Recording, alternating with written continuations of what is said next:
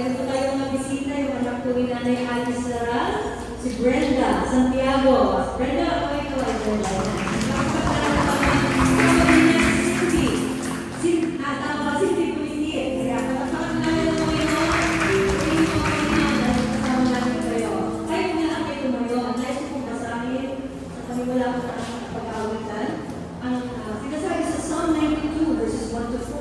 Nais ko basahin sa Tagalog, awit ng pagdakila sa Diyos. Ang magpasalamat sa Panginoong Diyos ay mabuting bagay. Umawit ng hati, purihin ang nalang kataas-taasan. Pag-ibig niyang wagas ay dapat ihayag, kung bukhang liwayway. Pagsapit ng gabi, ang katapatan niya ihayag din naman. Ito'y ipahayag sa salib ng alpa, tugtugin sa teryo, sa magagandang giling ng tugtuging hiray, ipahayag ito. Ako'y nagagala sa iyong ginawa, nakahanga-hanga. Sa lahat ng ito, ako'y umaawit, dahilan sa tuwa. Hallelujah! Pray po ang Panginoon! Mga kapatid, ang Panginoon po ay nagbibigay ng desire na pagdanahin sa akin na magawa natin ang kanyang kalooban. Amen po ba? Kalooban po ba na tayo natin ito kung magpuri? Amen. Puri ng Diyos. Tayo po magpuri ng Panginoon. At hindi lang pinanahin kung tayo magpurihan sa ating mga buhay. Sige po mga kapatid. Kaya po ng bawat kasalanan. Magpuri. Sige po mga kapatid. Panginoon. And we need to declare gratitude. Ang Panginoon Jesus ay so worthy. Hallelujah. I can sing.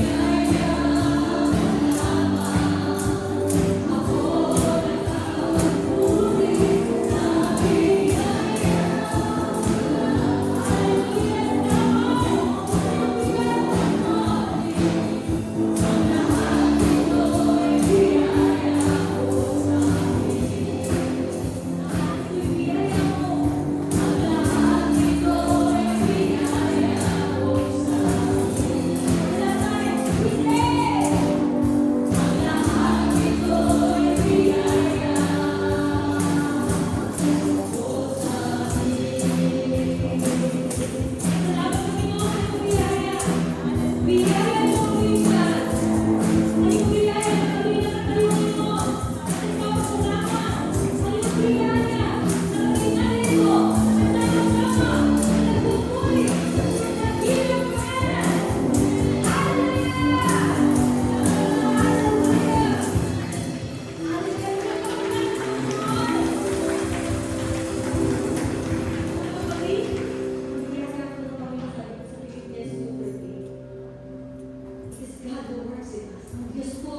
Sa atin na desire na gawin ang kanyang pong kalooban. At kalooban po ng Panginoon na tayo narito. At sama-sama nagpupuri. Amen? Amen. Hallelujah. Patuloy na nag-declare na sa bawat araw na lumalakad, hindi po kayo nakakaranas ng pagkakulong, ng takot, sapagkat buhay sa ating puso at isipan ang katotohanan ng kanyang mga salita. Na ating Diyos ay lagi natin kasama. Amen? Lagi natin kasama. Amen? Hindi tayo pinababayaan. Hindi ko nawawala ang trouble. Hindi ko nawawala ang problema. Then, we praise God for the peace that He gives us every day. Amen. Hallelujah. Mga kapatid, isn't God worthy? Yes. Being praised. God is truly worthy to be praised. I invite everyone. Sige po, patuloy lang na kaya nagdadala ng Espiritu ang magpaalala sa atin. That today, as we stand together sa harap ng ating Panginoon, we declare na ating Diyos ay mabuti. Hallelujah.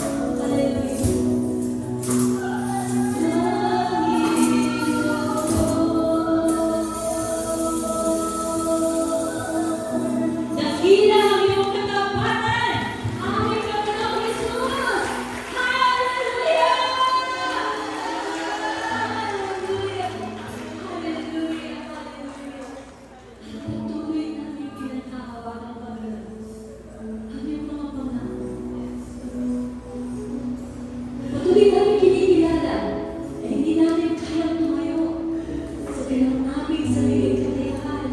Subalit sa iyong pangako, Panginoon, na kami ay lagi mong sasamahan, na kami ay hindi mong iiwanan.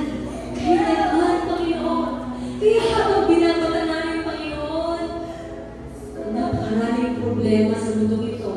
Lahat ng trouble, lahat ng pagkakasakit, lahat ng hirap ng katawan, Panginoon, hindi kami nanlulumo, hindi kami natatalo, sapagkat Ikaw ang lumalaban sa amin, sapagkat Ikaw ay kasama namin sa lahat ng panahon ng aming buhay.